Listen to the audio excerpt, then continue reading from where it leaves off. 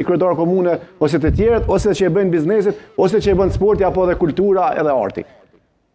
Unë mendoj që ka aspekte për të përmirësu, politika lartë i ngatron gjithmonë punë.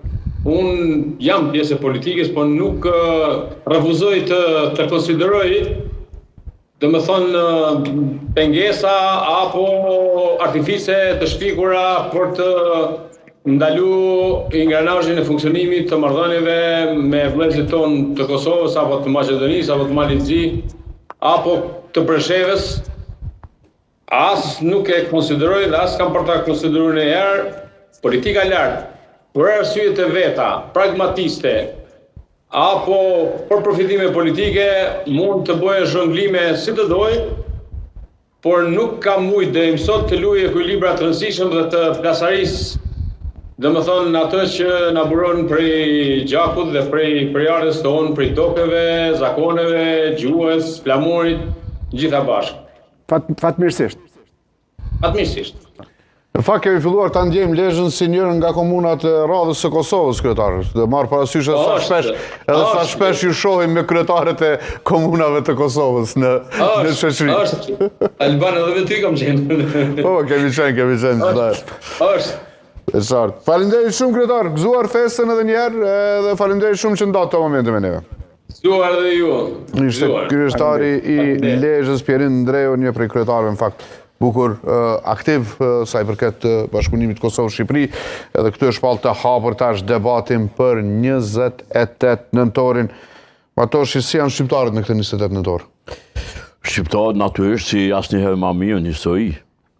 Po kjo s'do më thonë që na kemi politikat mëshme edhe të mërime që kësaj mirëqenie kushtimisht po thonë politike, geopolitike të shqiptarëve ti paraprin ose na gjojnë me një zhvillim shumë të hapshëm. Ç'është e vërteta, Shqipëria i ka punë pak sa më mirë se na, jo pak, po shumë në planin ndërkombëtar, sidomos me parafrimin me BE-n, ku tash ka hop kapitujt e fundit dhe brenda një periudhë deri në 2030 llogaritet që Shqipëria mund të jetë anëtare barabartë e Bashkimit Evropian, ndërka që letrat e Kosovës për aplikim as nuk i kishte qelë kërkush për çudi, i kishte mlu pluhni dikun, edhe nuk pe din as ku janë, as kujt ju kanë adresu, kërkush s'pe din. Dhe në kohën kur Shqipënia veç po afrohet është në paradhomën e Bashkimit Evropian, Kosova ka sanksionet Bashkimit Evropian. Tash dikush mund me thonë që ato s'janë kur gjë, që na kanë thonë që 2-3 vjet e fundit s'janë kur gjë, por unë gjithmonë e shtoj pyetjen a ja ka vlerë. A ja ka vlerë do të thotë që të rrezikosh alatët, të cilët e kanë praktikisht na kanë ngrit pe hinit, si Feniksin.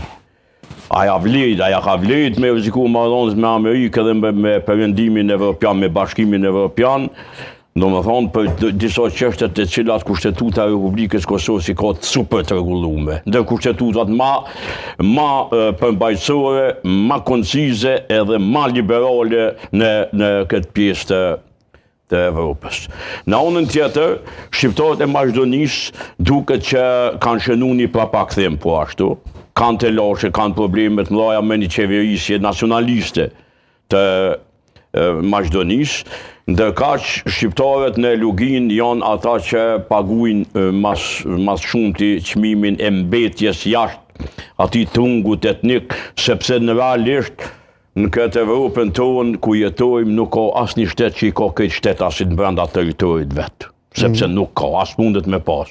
Dhe kjo është shumë e natyrshme, por në një shtet klerofashist që vazhdon të jetë ande Serbia, është vërtet e dhimbshme që sot lexova dikun se Serbia po përgatitet që ta ndalojë me ligj përdorimin e flamurit kombëtar, gjë që në Kosovë, për shembull, në ish Jugosllavi ka qenë ndaluar deri në vitin 68. Qytetarët e vëmendshëm e dinë që në 68 ju bën mandamentet kushtetuse në kushtetutën e vitit 74 dhe është leju flamuji i shqiptarëve që të përdorim të lirë edhe në Kosovë në krahinën autonome socialiste atë botë, por që e kanë pagu njerëzit edhe me jetë, për